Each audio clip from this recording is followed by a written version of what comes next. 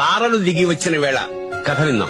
బుజ్జి చాలా మంచి అబ్బాయి, కానీ ఎందుకో గాని బుజ్జికి సిగ్గెక్కువ. అందుకే బుజ్జికి ఎక్కువ మంది ఫ్రెండ్స్ లేరు. ఎక్కువసేపు ఒంటరిగా ఉండేవాడు. పుస్తకాలు చదువుతూ, బొమ్మలు గీసుకుంటూ, తనతో తను ఆడుకుంటూ.